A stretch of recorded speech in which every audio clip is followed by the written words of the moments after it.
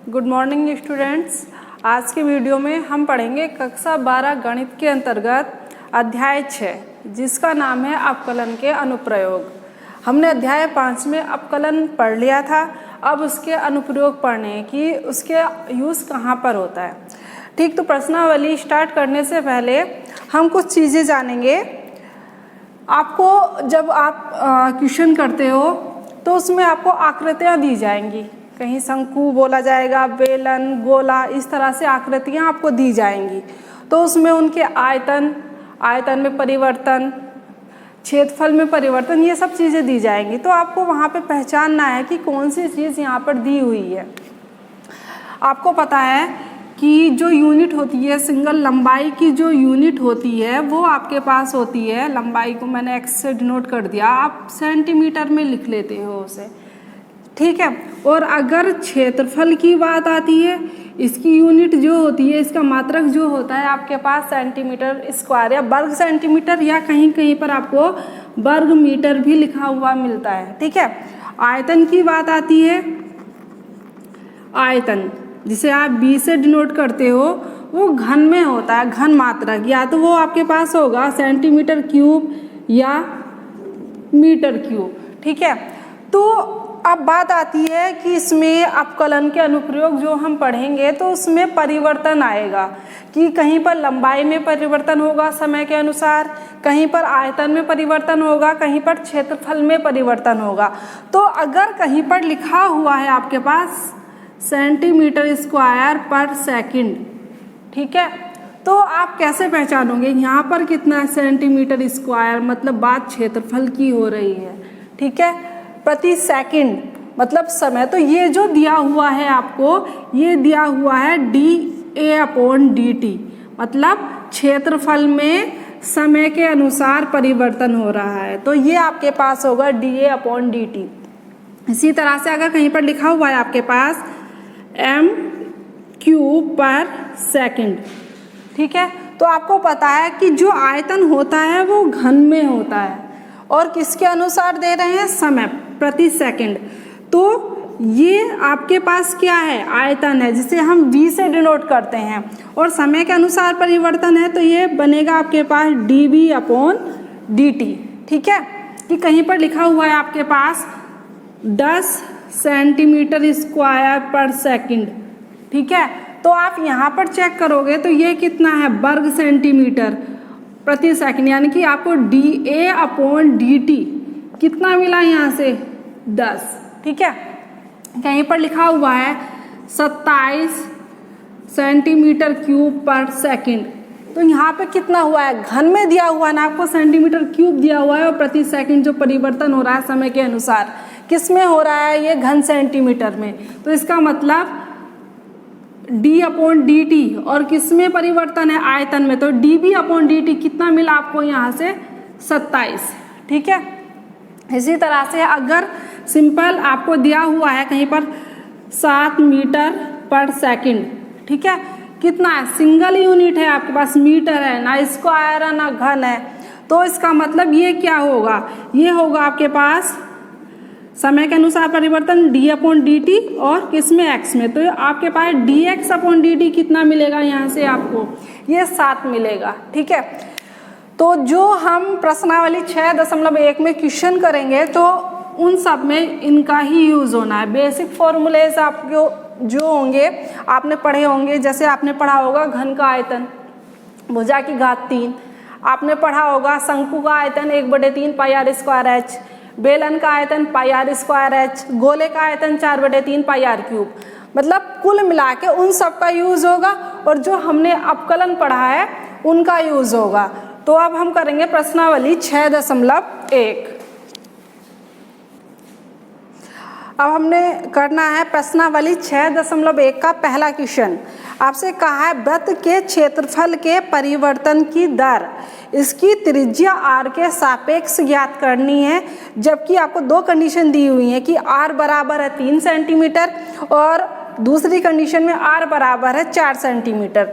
तो आपका पहला क्वेश्चन है, आपसे कहा है वृत्त के क्षेत्रफल के परिवर्तन की दर किसके सापेक्ष बतानी है, त्रिज्या r के सापेक्ष। तो यहाँ पर आपको दिया हुआ है वृत्त की त्रिज्या कितनी दी है, r, ठीक है। तो वृत्त का क्षेत्रफल कितना होता है, जिसे हमने a से यहाँ पे डिनोट किया, कितना होता है वृत्त का क्षेत्रफल, होता है पाई आर स्क्वायर। अब आपको जो परिवर्तन हो रहा है वो किस में हो रहा है, वृत्त के क्षेत्रफल में परिवर्तन हो रहा है। तो आप लिखोगे a is equal to pi r square, परिवर्तन मतलब d/dt किस में हो रहा है, a में हो रहा है। तो यहाँ से कितना बनेगा, पाई कांस्टेंट बाहर आ जाएगा, d/dt आर स्क्वायर। तो ये कितना मिला आपको, d/dt पाई, और आर स्क्वायर का कितना होगा 2r इंटू, हमें जो परिवर्तन निकालना है वो r के सापेक्ष निकालना है। तो dA/dr कितना होगा, पाई कांस्टेंट है आपका, r के सापेक्ष हम करेंगे, आर स्क्वायर का कितना हो जाएगा 2r। उसमें आपको दो कंडीशन दी हुई है। कंडीशन क्या दी है, आपसे कहा है पहली कंडीशन में कि यदि r जो है वो आपके पास 3 सेंटीमीटर है, ठीक है। तो यहाँ से आपके पास dA/dr कितना मिला, मतलब जो क्षेत्रफल में r के सापेक्ष जो परिवर्तन हुआ है वो कितना हुआ है, पाई इंटू 2, और r कितना है 3, तो 2 तिया 6 पाई सेंटीमीटर स्क्वायर, या 6 पाई यहीं पर छोड़ दो। उसके बाद आपसे क्या कहा है कि यदि r बराबर दिया है आपको 4 सेंटीमीटर, तब आपको क्षेत्रफल में परिवर्तन आपको बताना है। आपसे कहा है वृत्त के क्षेत्रफल के परिवर्तन की दर, इसकी त्रिज्या r के सापेक्ष, r बराबर 4 सेंटीमीटर। तो ये कितना बनेगा आपको, dA/dr इज इक्वल टू, आपको करना क्या है, ये वैल्यू आपके पास है, पाई ऐसे ही रहा, 2 और r की जगह कितना, 2 चौक 8 पाई, ठीक है। तो त्रिज्या r के लिए आपका जो क्षेत्रफल है उसमें जो परिवर्तन आया वो कितना आया, कि एक तो आया dA/dr 6 पाई, इसी तरह से dA/dr की वैल्यू कितनी आई 8 पाई, ठीक है। इसी क्रम में अब हम दूसरा क्वेश्चन करेंगे। दूसरा क्वेश्चन आपको दिया हुआ है, आपसे कहा एक घन का आयतन 8 सेंटीमीटर क्यूब पर सेकंड की दर से बढ़ रहा है, पृष्ठ क्षेत्रफल किस दर से बढ़ रहा है जबकि इसके किनारों की लंबाई 12 सेंटीमीटर है। आपको घन दिया हुआ है और उसके जो आयतन में परिवर्तन हो रहा है, यानी कि dB/dt आपको दिया हुआ है, कितना दिया है 8 घन सेंटीमीटर प्रति सेकंड। उसके बाद पृष्ठ क्षेत्रफल कितना होता है घन का 6a स्क्वायर। इसी क्रम में आपको किनारे की लंबाई दी है 12 सेंटीमीटर।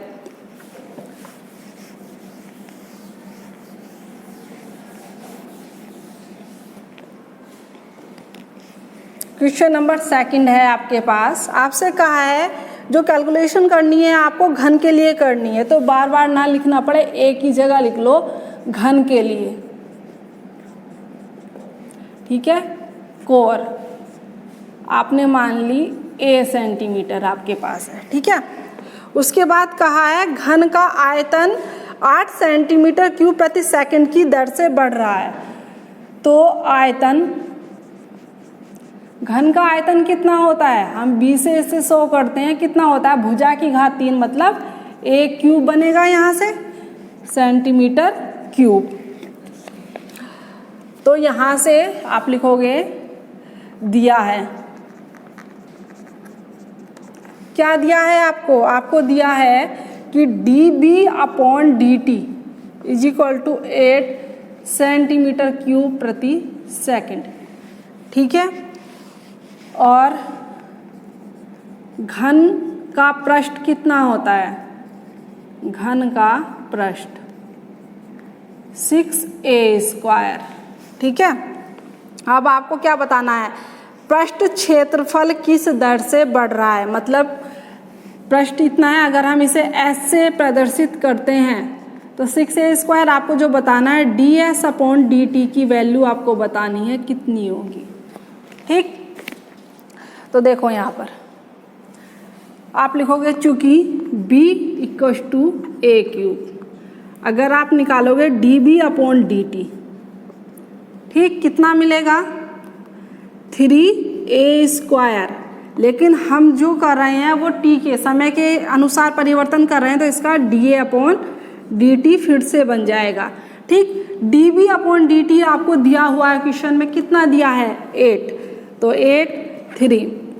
अब आपसे कहा है कि जो घन की जो भुजा है, घन की जो कोर है, अगर आप उसे ले लोगे a बराबर कितना दिया है आपको 12 सेंटीमीटर, तो आपको उसके पृष्ठ में परिवर्तन बताना है। तो यहाँ से 3a² वैल्यू रख दो आप, 12 का वर्ग dA/dt आपको फाइंड आउट करना है। ठीक, तो यहाँ से अगर आप dA/dt की वैल्यू निकालोगे कितनी आएगी 8, मल्टीप्लाई में है तो डिवाइड में जाएगा। ठीक है, इसे इक्वेशन नंबर 1 और इसे 2 डाल देते हैं। ठीक है, अब हमें जो परिवर्तन बताना है वो पृष्ठ में बताना है, मतलब ds/dt का मान बताना है। तो आप लिखोगे चूंकि s = 6a², ds/dt 6a² का कितना बना 2a, और भाई a का दोबारा हुआ dA/dt, तो 6 ऐसे ही रहा, 2 ऐसे ही रहा, a की वैल्यू 12 है आपके पास। dA/dt का मान अभी आपने निकाला है, उठा के रखेंगे, दिया है आपको 8/3 × 12 × 12, 12 से 12 कैंसिल, 3 दूनी 6 और 4 दूनी 8 और 4 तिया 12, मल्टीप्लाई करोगे 8/3 ds/dt, ये बनेगा आपके पास सेंटीमीटर² प्रति सेकंड। तो यहाँ पे कितना है, अतः घन के पृष्ठ में परिवर्तन या वृद्धि कितनी हुई 8/3 वर्ग सेंटीमीटर प्रति सेकंड।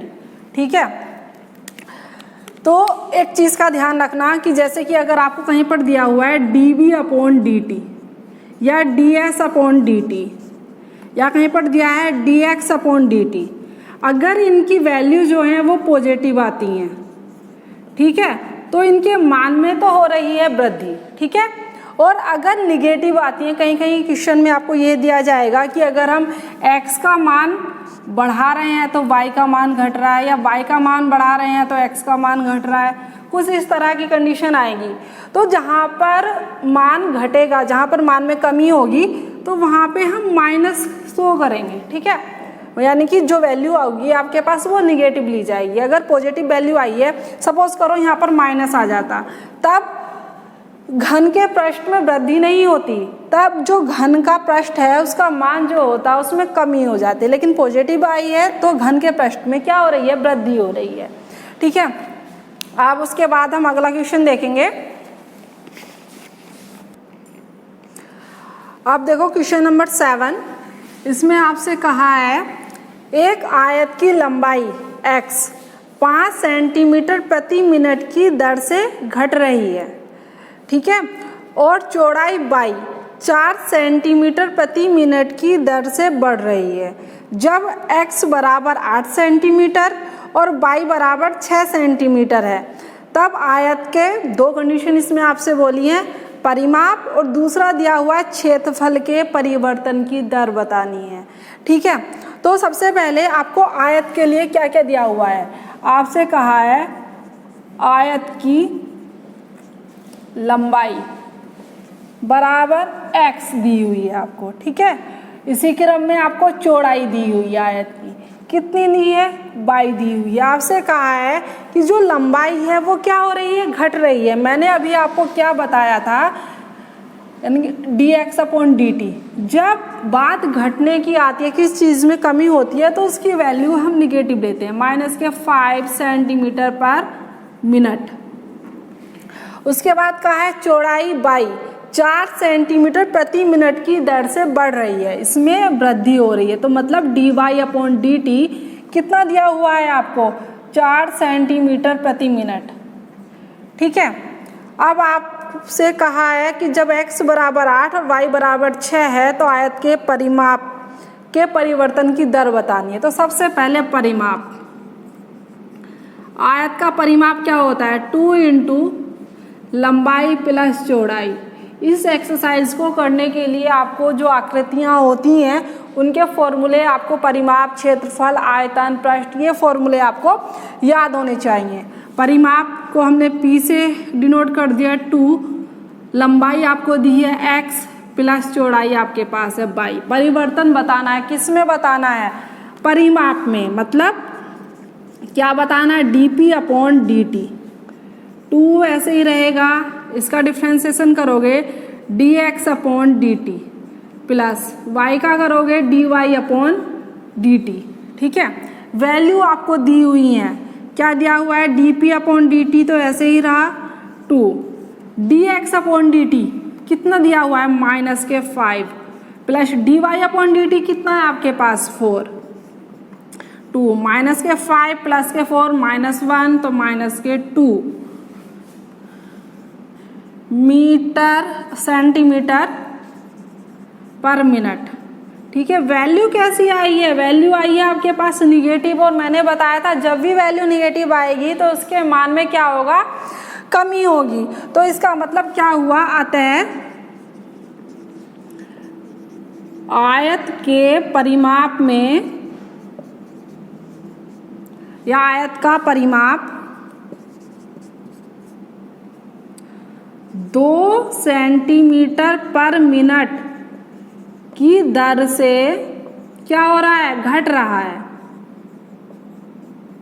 अगर ये वैल्यू पॉजिटिव आती तो क्या होता? परिमाप में वृद्धि होती। निगेटिव आई है तो परिमाप जो हो रहा है उसमें कमी हो रही है। ठीक, उसके बाद अगले पार्ट में आपसे क्या बोला है? क्षेत्रफल में परिवर्तन आपको बताना है, कितना होगा क्षेत्रफल में परिवर्तन। तो आपको पता है आयत का क्षेत्रफल कितना होता है? कितना होता है? लंबाई गुणा चौड़ाई। ठीक है, क्षेत्रफल को हम a से प्रदर्शित कर देते हैं। लंबाई आपके पास x है और चौड़ाई आपके पास y है। परिवर्तन बताना है तो dA अपॉन dt। ठीक है, x इंटू वाई, 2 फंक्शन है, इसी तरह से डिफ्रेंसिएशन होगा।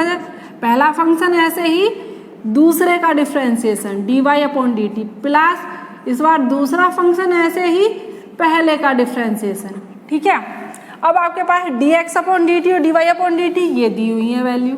ठीक है, अब आपसे कहा है कि जब x बराबर 8 सेंटीमीटर और y बराबर कितना है? 6 सेंटीमीटर।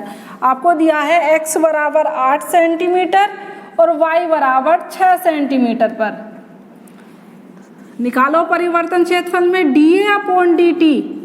x कितना है? 8 और dy अपॉन dt कितना दिया हुआ है आपको? 4 प्लस y कितना है? 6 और dx अपॉन dt कितना है? 5। 8 चौक 32 प्लस माइनस माइनस 6 पंजे 30, 32 में से 30 माइनस किए 2 सेंटीमीटर पर मिनट। ठीक है, तो यहाँ पर कितना मिला आपको कि पॉजिटिव है। इसका मतलब क्या लिखोगे? अतः क्षेत्रफल में 2 सेंटीमीटर प्रति मिनट की दर से क्या हो रही है? वृद्धि हो रही है, से वृद्धि हो रही है। ठीक है, इन क्वेश्चंस में कुछ नहीं है, बस सिंपल क्वेश्चन है। अगर आपको फॉर्मूले याद हैं आकृतियों के तो बस उन्हें डिफ्रेंशिएट करके वैल्यू दिखानी है। पॉजिटिव वैल्यू आएगी तो वृद्धि हो रही है, निगेटिव वैल्यू आएगी तो मान में जो है वो कमी हो रही है। ठीक है, अब देखो इसी क्रम में हम आगे क्वेश्चन करते हैं। क्वेश्चन नंबर 8 करते हैं।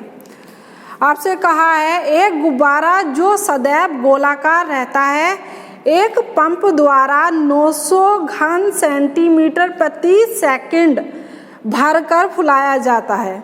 गुब्बारे की त्रिज्या के परिवर्तन की दर ज्ञात करनी है। परिवर्तन किस में हो करना है? हमें त्रिज्या में, मतलब dr अपॉन dt हमें बताना है। जब त्रिज्या कितनी दी है आपको? 15 सेंटीमीटर दी हुई है। ठीक है, तो क्वेश्चन करेंगे और आपको पता है जो गुब्बारा है वो गोलाकार होता है। बात आयतन की आती है तो गोले का आयतन आपने पढ़ा होगा, कितना पढ़ा होगा? 4/3 पाई r क्यूब। ठीक है, इस फॉर्मूले का यूज यहाँ पर होगा। तो देखो भाई क्वेश्चन नंबर है आपके पास 8। क्या क्या दिया हुआ है वो लिख लेते हैं पहले गुब्बारे के लिए।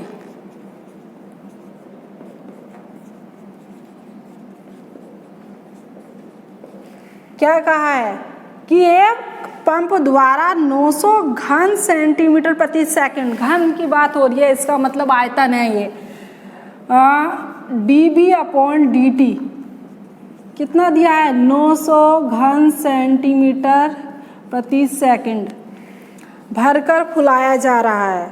गुब्बारे की त्रिज्या के परिवर्तन की दर, अगर हम त्रिज्या को r मान लेते हैं, माना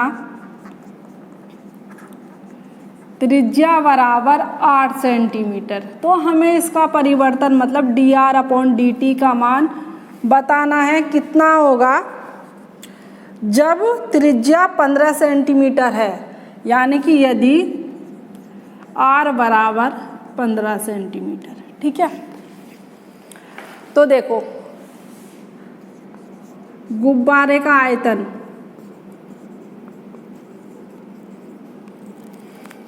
गुब्बारा कैसा होता है, गोलाकार होता है, आयतन कितना बनेगा 4/3 पाई r क्यूब, यानी कि अगर आप इसे डिफ्रेंशिएट करोगे, परिवर्तन निकालोगे, dB/dt कांस्टेंट है 4/3 पाई, ऐसे ही बाहर आ जाएगा d/dt r क्यूब, इसका डिफ्रेंशिएशन होगा, ये कितना बनेगा 4/3 पाई, ऐसे ही रहा r क्यूब 3r स्क्वायर और r का फिर से होगा dr/dt, इस 3 से ये 3 कैंसिल, dB/dt। अब क्या करेंगे हम, आपको dB/dt का मान दिया हुआ है, कितना दिया हुआ है 900, 4 ऐसे ही रहा, पाई की वैल्यू अगर आप चाहते हो तो रख लो, कितनी होती है 22/7, r स्क्वायर, r आपसे कितना कहा है कि 15 सेंटीमीटर, तो 15 स्क्वायर है तो 15 गुणा 15 dr/dt, आपको वैल्यू निकालनी है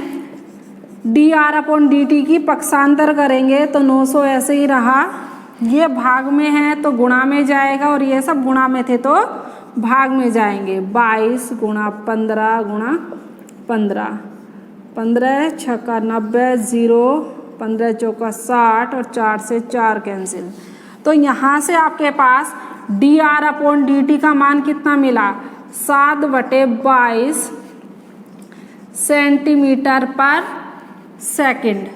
ठीक है, तब जो त्रिज्या में परिवर्तन हुआ उसकी दर कितनी हुई, आप लिखोगे अतः त्रिज्या में परिवर्तन की दर कितनी हुई 7/22 सेंटीमीटर प्रति सेकंड। ठीक है, आपको पता है गुब्बारा है, अगर आप उसमें गैस भर रहे हो तो क्या होगा, जैसे ही आप गैस भरोगे तो उस गुब्बारे का साइज जो है वो बढ़ता जाएगा, बढ़ता जाएगा, यानी बढ़ता जाने का मतलब उसकी जो त्रिज्या है वो परिवर्तित होगी, परिवर्तित होगी मतलब त्रिज्या का मान जो है वो बढ़ता जाएगा, इसलिए देखो त्रिज्या में वृद्धि आई है 7/22 सेंटीमीटर प्रति सेकंड। सपोज करो अगर इस क्वेश्चन में थोड़ा सा हम चेंज कर देते हैं, कैसे चेंज कर देते हैं कि आपको एक गुब्बारा दिया है, उसमें पहले से ही आपने जो गैस है वो भरी हुई है, हवा भरी हुई है उसमें, ठीक, और आपसे कहा जाता है कि उसमें से इतनी जो है इतनी दर से जो गैस है उसकी हवा जो है वो धीरे से हम निकाल रहे हैं, तो क्या होगा उस कंडीशन में भी उसका साइज जो है वो परिवर्तित होगा, लेकिन पहले साइज बड़ा है, जैसे आप उसकी हवा निकालोगे साइज छोटा होता जाएगा, उस कंडीशन में अगर आप त्रिज्या में परिवर्तन निकालोगे तो वो निगेटिव आएगा, यानी कि उसकी जो त्रिज्या है वहाँ पर क्या हो रही है, घट रही है। ठीक, अब देखो आगे क्वेश्चन करेंगे हम, तो क्वेश्चन नंबर देखते हैं हम, क्वेश्चन नंबर 10।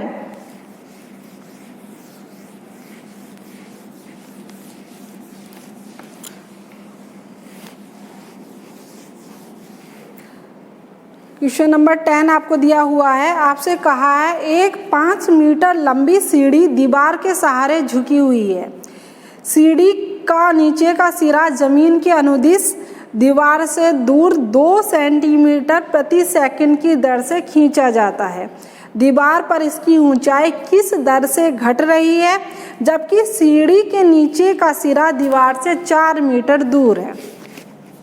आपसे कहा है, ये हमारा क्वेश्चन नंबर 10, कि एक दीवार दी हुई है हमें, आधार पे खड़ी होगी, मतलब जमीन पर ही खड़ी होगी दीवार, ये दी है हमें। अब हुआ क्या कि इस जमीन से हमने एक सीढ़ी इस तरह से दीवार पर टिका दी। हमने यहाँ पर ए बी एक सीढ़ी ले ली है, ठीक है, वो दीवार पर टिका दी हमने। अब आपसे कहा है जो सीढ़ी है उसकी जो लंबाई है वो आपको 5 मीटर दी हुई है। हमने मान लिया कि जो सीढ़ी है ये दीवार से x मीटर दूरी पर इसका एक सिरा टिका हुआ है। इसी तरह से ऊपर बिंदु B पर यह सीढ़ी y मीटर पर टिकी हुई है, ठीक है। अब आपसे क्या कहा है, सीढ़ी का नीचे का सिरा जमीन के अनुदिश दीवार से दूर 2 सेंटीमीटर प्रति सेकंड की दर से खींचा जाता है। कि ये जो है हम, ये सीढ़ी ऐसी है कि भाई हम इसे इधर भी खींच सकते हैं और हम इधर भी खींच सकते हैं। जब हम इसे इधर खींचेंगे, इस सीढ़ी को हम इधर खींचेंगे तो क्या होगा, जैसा आप इसे इधर खींचोगे तो इसका मान जो है वो नीचे, मतलब ये सीढ़ी यहाँ आ जाएगी, यहाँ आ जाएगी। अगर हम, यानी कुल मिला के इतनी बात समझ में आपको आ रही होगी कि अगर हम x का मान बढ़ाएंगे तो यहाँ पर y का मान जो है वो घट जाएगा। कि अगर हम इस सीढ़ी को इधर करेंगे तो सीढ़ी नीचे आ जाएगी इधर से, और अगर हम इसे आगे लेके जाएंगे तो ये सीढ़ी जो है वो ऊपर चली जाएगी, ठीक। तो देखो क्या क्या दिया हुआ है आपको, आप लिख लोगे सीढ़ी ए बी की लंबाई कितनी दी है आपको, 5 मीटर, ठीक है। उसके बाद का है सीढ़ी का नीचे का सिरा, यानी कि यहाँ पर लिख लो ए सी बराबर आपने x मीटर मान लिया है। इसी तरह से बी सी बराबर आपने y मीटर यहाँ पर मान लिया है। उसके सीढ़ी का नीचे का सिरा जमीन के अनुदिश दीवार से 2 सेंटीमीटर प्रति सेकंड की दर से खींचा जाता है, मतलब इसमें चेंज कर रहे हैं। तो कितना दिया है आपको, ds/dt कितना दिया हुआ है, ये दिया है आपको 2 सेंटीमीटर प्रति सेकंड, ठीक है। दीवार पर इसकी ऊंचाई किस दर से घट रही है जबकि सीढ़ी के नीचे का सिरा दीवार से 4 मीटर दूर है। तो सबसे पहले आपको त्रिभुज दिखाई दे रहा है, त्रिभुज ACB में कैसा त्रिभुज है, समकोण त्रिभुज है। तो पाइथागोरस थ्योरम से, प्रमेय से क्या पढ़ा है आपने, कर्ण का वर्ग मतलब 5 का वर्ग बराबर आधार का वर्ग मतलब x² प्लस लंब का वर्ग। तो ये कितना हुआ 25, इसे क्वेश्चन नंबर 1 डाल दो। ये हुआ x² प्लस y², ठीक है। आपसे क्या कहा है कि यदि x बराबर कितना दिया है आपको 4 मीटर, तो यहाँ से हम y की वैल्यू निकालेंगे। 25, 4 का वर्ग 16 प्लस y²। तो यहाँ से y² इक्वल टू कितना मिलेगा, 25 माइनस 16 कितना बना 9। तो यहाँ से y की वैल्यू कितनी मिली आपको, 3 मीटर, ठीक है। अब आपको जो मान निकालना है, आपसे क्वेश्चन में कहा है कि y में परिवर्तन बताना है आपको। दीवार पर इसकी ऊंचाई किस दर से घट रही है, मतलब dy/dt की वैल्यू आपको बतानी है कितनी होगी। तो आप लिखोगे चूंकि x² plus y² is equal to 25 Pythagoras theorem से बना आपके पास ऑन डिफरेंशिएशन कितना बनेगा, x² का 2x dx/dt प्लस y² का 2y dy/dt। और आपको पता है किसी भी नंबर का अगर हम डिफरेंशिएशन करते हैं तो वो कितना आता है 0। तो वैल्यू आपके पास है, कुछ नहीं करना, वैल्यू उठा के रखनी है 2। x कितना बोला है आपसे 4, dx/dt कितना कहा है आपसे, कितना दिया है 2 प्लस 2, y की वैल्यू अभी आपने निकाली है कितनी है 3, और dy/dt का मान आपको बताना है कितना होगा। आपको पता है कि जो dy अपॉन डी टी है, मतलब y में ये है कि अगर हम इसे बढ़ा रहे हैं तो क्या होगा, घट रही है ना, तो आपको पता होना चाहिए dy अपॉन डी टी का जो मान आएगा वो निगेटिव आना चाहिए। अब देखो चेक करते हैं वैल्यू निगेटिव आती है नहीं आती है। 2 चौक 8 दूनी 16 प्लस 2 तिया 6 dy upon d t is equal to 0। पक्षांतर करेंगे तो 6 dy upon d t plus का 16 है तो माइनस में जाएगा, तो dy अपॉन डी टी कितना हुआ -16/6, 2 से काट दो तो यहाँ से आपके पास dy अपॉन डी टी की वैल्यू कितनी बनी -8/3 मीटर प्रति सेकंड। मैंने कहा था ना कि जो वैल्यू आएगी वो निगेटिव आएगी, क्योंकि आपको पता है कि अगर हम x का मान बढ़ा रहे हैं, इधर CD को अगर हम इधर खींचेंगे तो इधर से ये नीचे जाएगी। तो आप लिखोगे अतः y का मान 8/3 मीटर पर सेकंड की दर से क्या हो रहा है, घट रहा है, घट रहा है।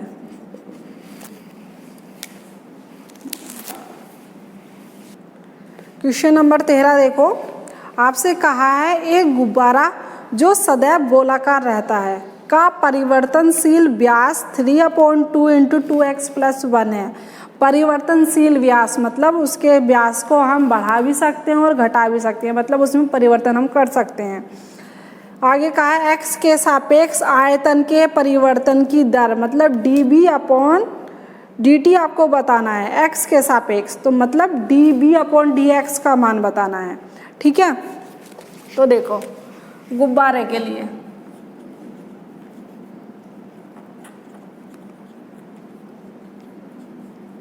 लिख लो, माना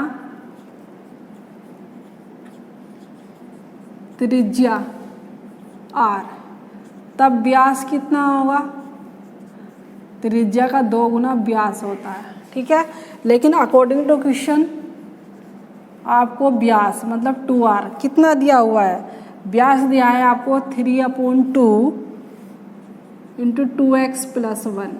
ठीक है, तो यहाँ से अगर हम त्रिज्या निकालते हैं तो कितनी होगी, गुणा हो जाएगी 3/4 2x + 1। ठीक है, अब आपको जो परिवर्तन बताना है वो आयतन में बताना है और x के सापेक्ष बताना है। तो आपको पता है आयतन कितना होगा, गोलाकार गुब्बारा होता है और उसका जो आयतन बनेगा v बराबर कितना बनेगा, गोले का आयतन कितना होता है 4/3 πr³। ठीक है, तो वैल्यू रख दो 4/3 पाई ऐसे ही रहा r³, वैल्यू आपके पास है 3/4 2x + 1 और इसका क्यूब, ये वैल्यू चल रही है b की। तो यहाँ से v कितना मिला आपको 4/3 पाई, अगर आप इसका घन करोगे 3 का कितना होता है 27 और 4 का घन कितना होता है 64, ये कितना बना 2x + 1 इसका क्यूब, 3 × 27 और 4 से जाएगा 16 × 4 = 64।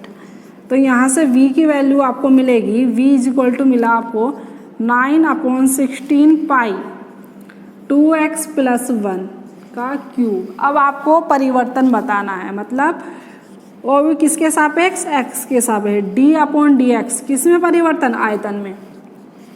तो देखो ये तो कांस्टेंट है 9/16 पाई, ये ऐसे ही रहेगा गुणांक इसका d/dx 2x + 1 का क्यूब। ठीक है, तो यहाँ से आपको dB/dx कितना मिला 9/16 पाई ऐसे ही रहा। अब देखो 2x + 1 का क्यूब है, तो हम क्या करेंगे, इसे x की तरह ट्रीट करेंगे और डिफ्रेंशिएट कर देंगे, तो कितना बनेगा 3 × 2x + 1 का स्क्वायर। लेकिन क्या होगा 2x + 1 का डिफ्रेंशिएशन हम फिर से करेंगे, कितना हो जाएगा 2x का डिफ्रेंशिएशन 1 और 1 का कितना होगा 0, तो 9/16 पाई × 3 2x + 1 का स्क्वायर और 2, तो ये कितना हुआ 9 × 27, 2 से काट दो इसे 8, 27/8 पाई 2x + 1 का स्क्वायर dB/dx। तो ये जो होगा आयतन में परिवर्तन होगा किसके सापेक्ष, x के सापेक्ष। ठीक है, तो ये क्वेश्चन हमारा यहाँ पर कंप्लीट हो गया। अब इस एक्सरसाइज में लगभग सभी क्वेश्चन आपको करा दिए हैं। ठीक है, अगर उसके बाद भी अगर आपको कुछ प्रॉब्लम आती है तो आप कॉलेज में आके आप पूछ सकते हो। हाँ, क्वेश्चन नंबर 11 और देख लो आप इसका। क्वेश्चन नंबर 11 हम करेंगे।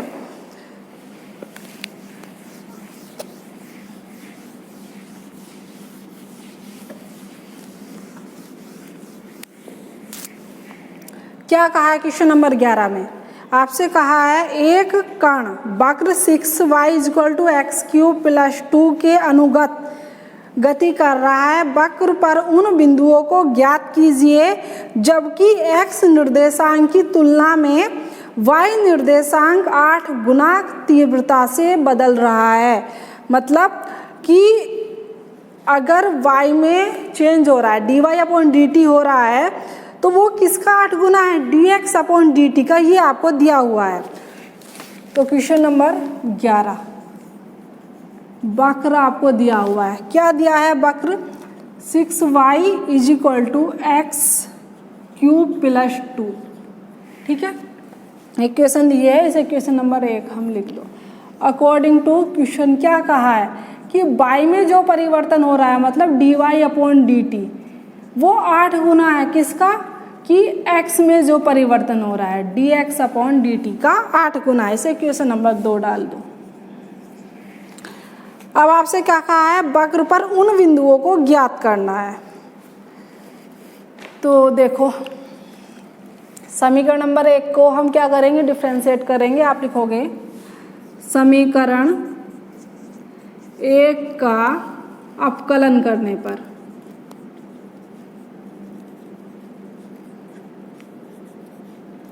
करो 6 dy/dt, x³ का करोगे 3x² dx/dt, और भाई अगर हम 2 का करेंगे तो कितना हो जाएगा? 0। ठीक है, अब 6 dy/dt आपको क्या कहा है कि dy/dt है, उसकी वैल्यू कितनी है? वो 8 टाइम्स है किसका? dx/dt का। ये वैल्यू हम उठा के रख देंगे। 8 × dx/dt 3x² × dx/dt। देखो dx/dt से ये कैंसिल, तो x² कितना बना? 6 × 8, 3 गुणा में है तो भाग में जाएगा, 3 दूनी 6, तो कितना बना? ये 2 8 16। यहाँ से जो x की वैल्यू आएगी आप वर्गमूल निकालोगे +- 4। ठीक है, आपको बिंदु बताने हैं तो हम कैसे बताएंगे? आपके पास x के 2 मान आए यहाँ पे। कौन कौन से? एक तो 4 आया प्लस का, एक माइनस का 4 आया। दोनों के लिए हम y का मान निकालेंगे। तो आप लिखोगे x = 4 पर, तो 6y ऐसे ही रहा समीकरण 1 से। x की जगह कितना रखना है? 4 की घात 3 + 2, तो कितना बना? 64 + 2। तो यहाँ से 6y = कितना हुआ? 66, और y की वैल्यू कितनी हुई? 6 गुणा में भाग में जाएगा 11। ठीक है, तो एक बिंदु तो कौन सा मिला आपको? x कितना है? 4, और y की वैल्यू कितनी मिली? 11। ठीक है, इसी तरह से x = -4 पर, तो 6y ऐसे ही रहा, -4 की घात 3 + 2। माइनस की घात अगर विषम संख्या होती है तो माइनस का माइनस ही रहता है, और 4 का घन कितना होता है? 64 प्लस के 2। माइनस के 64 प्लस के 2 घट जाएंगे, माइनस के ज़्यादा है, माइनस के बच गए 62। तो यहाँ से y = कितना मिला? -62/6, 2 से काट देंगे 31 बार जाएगा, -31/3।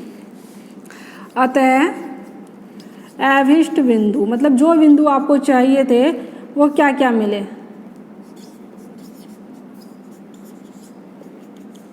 एक तो मिला आपके पास 4,11, और दूसरा बिंदु -4, -31/3, ये आपके पास मिल गया। ठीक है, तो इस एक्सरसाइज को आप अच्छे से तैयार कर लेना। ज़्यादातर क्वेश्चन आपको करा दिए हैं, बाकी 2-4 क्वेश्चन जो बचे हैं वो आपको PDF में आज भेज दिए जाएंगे।